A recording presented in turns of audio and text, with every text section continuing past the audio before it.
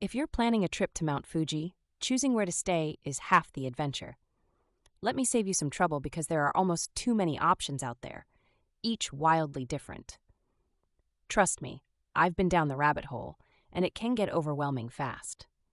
Your first option? Staying in Fuji Kawaguchiko, near Lake Kawaguchi. This area is all about those classic postcard views of Fuji. Whether it's sunrise or sunset, the mountain looks like it's strutting down a runway. I stayed here once, and wow, it's almost like you're living inside a screensaver.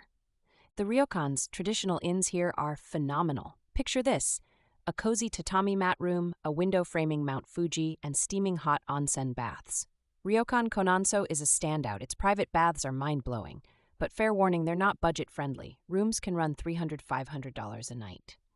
Then there's the Hakone option, which is about 50 minutes from Fuji.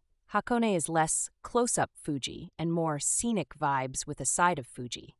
You get the hot springs, museums, and cable cars, all with partial mountain views. It's where you go if you want variety over proximity. If you're all about hiking up Mount Fuji itself, stay in a mountain hut along the Yoshida Trail. I won't sugarcoat it. These huts are packed, loud, and bare bones. Picture bunk beds lined up military style. But waking up early to summit? Totally worth the discomfort. For budget travelers, don't sleep on the hostels and guest houses. K's House Fuji View Hostel is like $30 to $50 a night and still gives you some Fuji real estate. It's no frills, but the rooftop terrace has killer views. Bring a camera, you'll thank me later. Luxury lovers should head straight to Hoshinoya Fuji, aka the glamping paradise. Think private cabins with floor-to-ceiling windows facing Fuji. They bring the words mountain retreat to a whole new level. Expect to pay upwards of $700 a night, but hey, splurge once in a while. Can't afford the fancy stuff? Look into local minpaku, Japan's version of Airbnb options around Fujiyoshida. You'll find charming family-run homes, often for under $100 a night. Plus, it's neat chatting with locals over breakfast. It's the kind of experience you don't get from hotels. If you're driving, I'll also put in a word for Gotemba. It's a small city with great access to Mount Fuji, shopping outlets, and even hot springs.